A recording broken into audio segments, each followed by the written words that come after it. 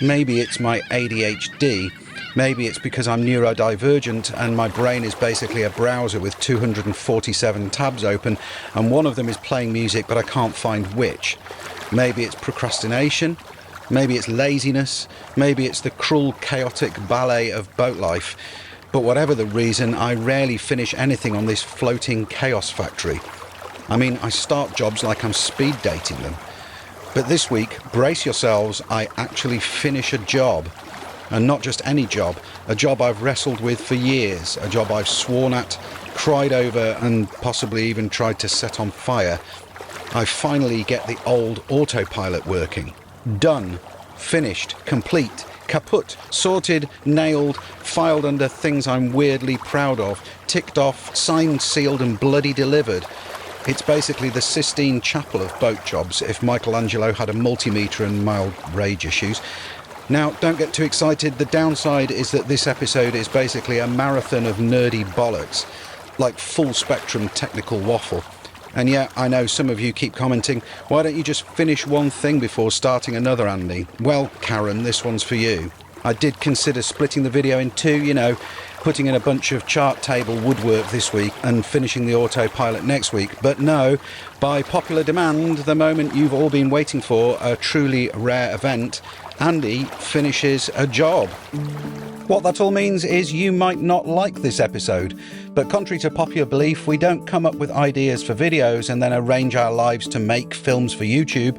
We just live our life on our boat, film it, edit it, and put it on YouTube. And that means no two episodes are the same. So if you hate this one, there's probably lots of other episodes you might like. Good morning, YouTube. Welcome to another episode of Sailing Melody. We are at Whitehall. We are back at Andy's place and the sun is in my eyes. I have come up here from Torquay with all the parts, oh hello Clyde, with all the parts of the autopilot which has been giving me so much trouble. So a lot of people have asked me, why am I not replacing this with a more modern motor and, you know, a newer one? Well, first of all, this is the one that's come out of our boat, so the bolt pattern is you know, will fit straight in. The sprocket is already matched to the chain that's in the boat.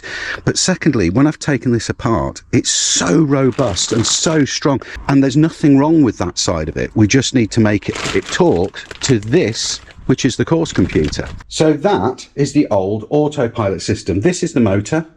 This bit is the gearbox, cast iron with brass gears. There's circuitry in there which controls the motor going left and right. And this sprocket turns a chain which turns the steering. It's incredibly strong. And this is the old course computer, so to speak. Very, very ancient. It's Bakelite. Cliff had this and he said, look, all the parts in it are so old, I wouldn't trust it anymore. So what we're doing is we're getting rid of that, keeping that because there's nothing ostensibly wrong with it and it's matched to the boat. But we're going to control, instead of using that to control it, we're using one of those to control it, which is a Raymarine Type 300 course computer. And it has one of those, which is a Fluxgate compass, and one of those, which is the screen which you use to say go left, go right, and what have you.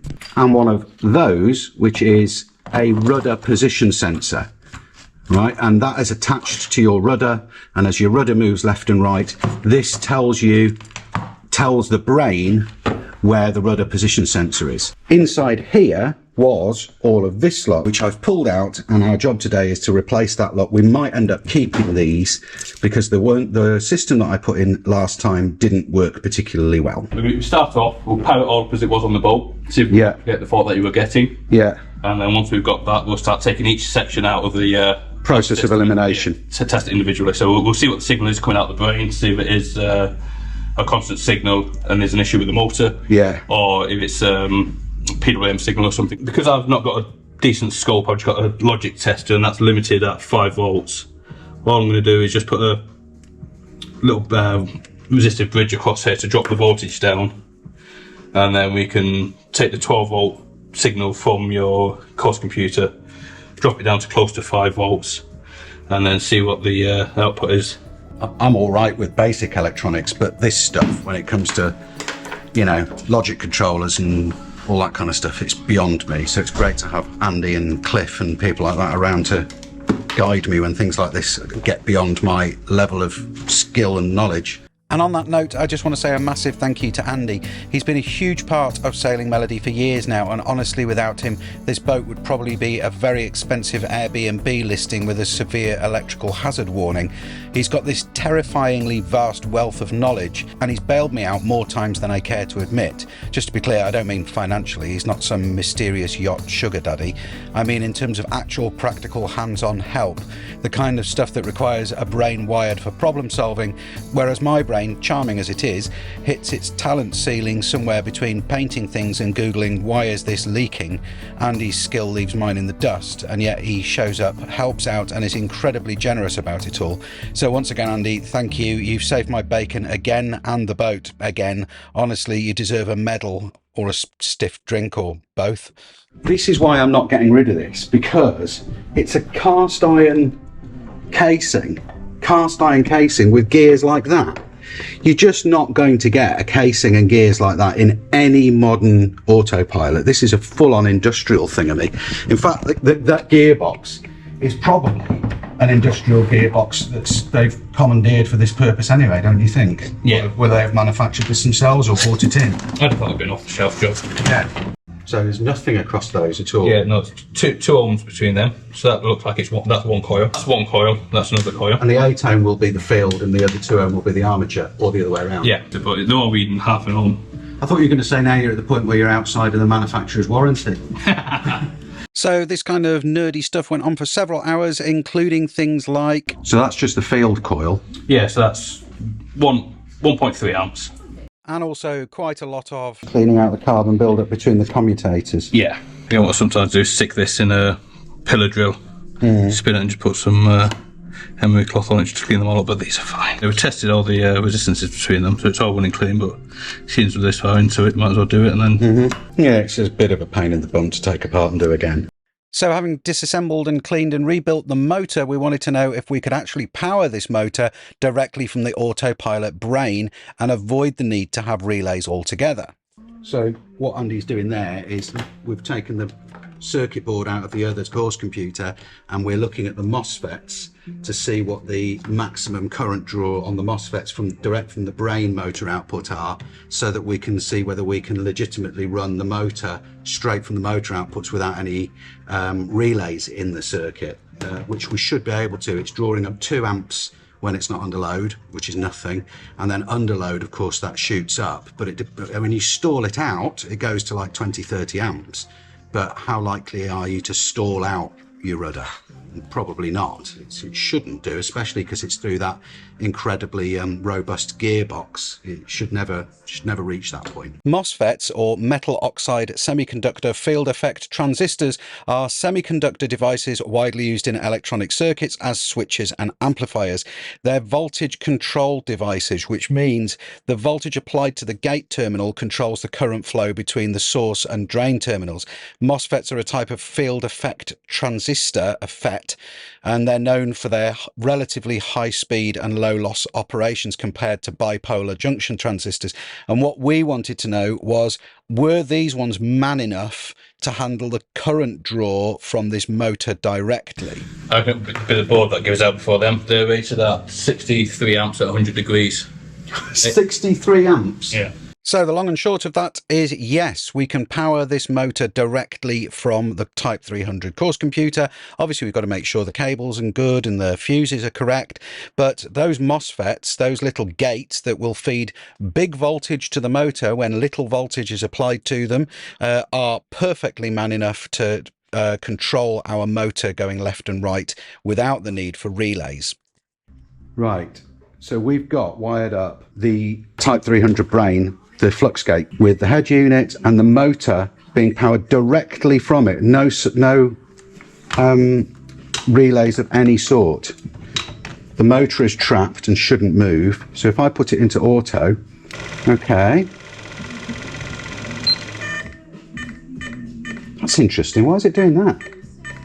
It's just trying to get onto heading. Yeah. Yeah, it's just trying to nudge it slightly, and then when it's got more of a course correction to do, turn on. I see. Now that was working fine, we proceeded to rebuild the entire setup so we could finalise the cabling arrangement.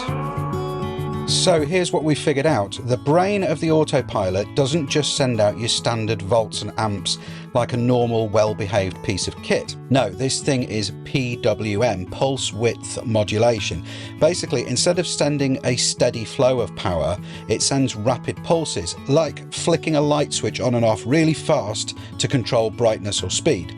And while that works brilliantly for the motor, the poor relays were having an absolute meltdown, like full-on sensory overload. They didn't know whether to click, clunk, scream or cry.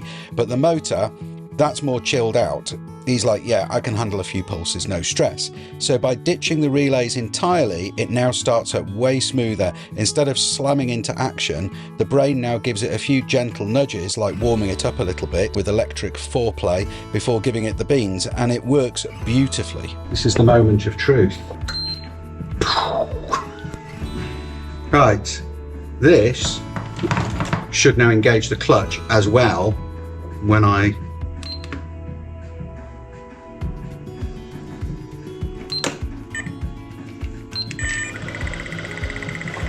look at that.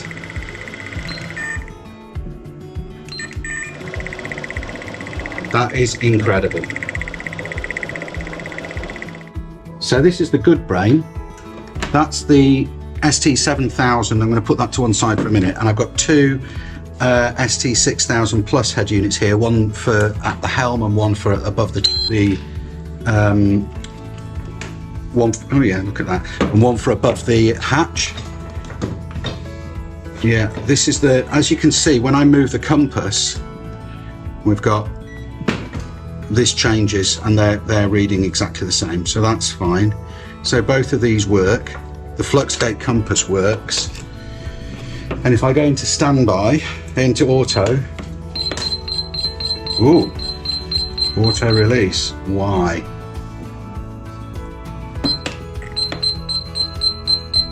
Doesn't like that. Oh, is it to do with that not being in the middle? Yeah. Well, it's to do with the fact that it doesn't like the rudder being hard over when it's being turned on.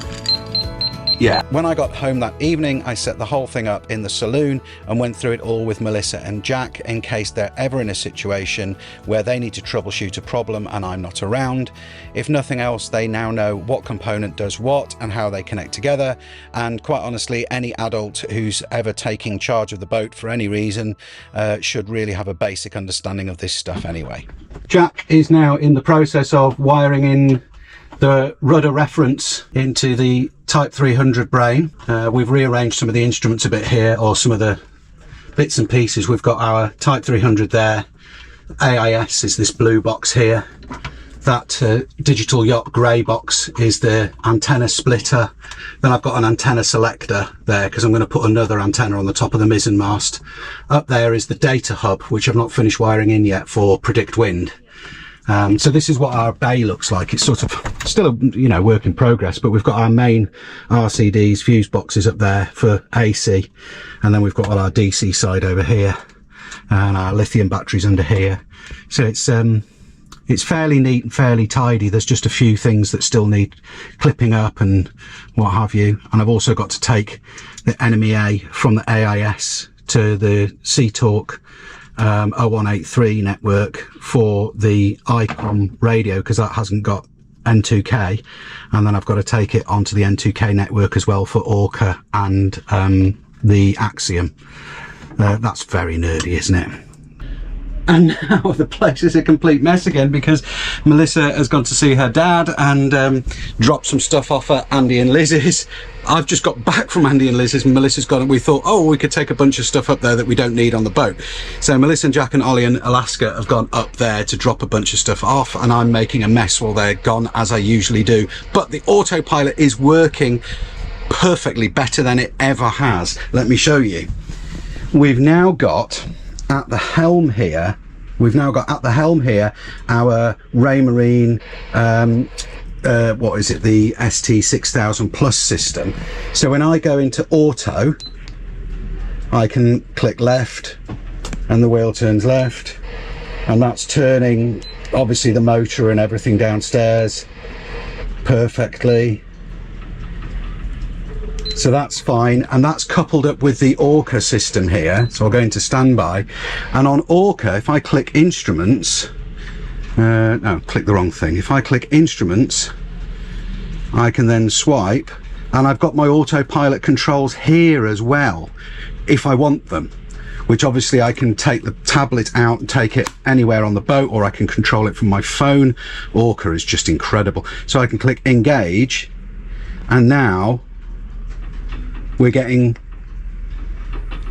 that controlled. So I wouldn't rely on this over that, but there's no reason. That's just sending a signal to the autopilot exactly the same as that's doing. But I've also got it all duplicated up here. So I've got another autopilot control unit here next to my depth, next to my wind. And the reason I've got one here is because a lot of the time we're not going to be sat behind the wheel at the helm. A lot of the time we're sat forward of the wheel, and you just want to be able to reach forward and go, oh, a little bit left, or, you know, a little bit to port, or a little bit to starboard, without having to go back behind the wheel to do it. So finally, for goodness sake, finally we've got that all married up. I've also got an Axiom 7, which you've seen before, and that's going to be in there as well. So my nav system is going to be the Axiom 7 with the lighthouse charts, and Orca with the Orca charts, and I've got navionics, and I've got paper charts, and you know, the sextant and compass if I want to start doing sort of celestial nav. So we've got backup after backup after backup, and we've got multiple ways of controlling the autopilot itself. So that now is finished, sweet, finished. You know, aside from breakages and maintenance, I never need to come back to that project. Oh, that's been years in the making. I'm so happy. What that means, of course, is that I've gone from, like last year, basically having to solo sail with no autopilot because Melissa was having to look after Ollie and Jack was too young really to take the helm, particularly in big seas, to having myself and Melissa and Jack and an autopilot. So even if Melissa is now looking after Alaska and Ollie's, you know, a lot more stable on his feet than he used to be, but she's now got Alaska to look after. So Jack is now a super competent sailor and he's doing really well, but we've now got me and an autopilot and Jack and sometimes Melissa, which is going to make a massive difference.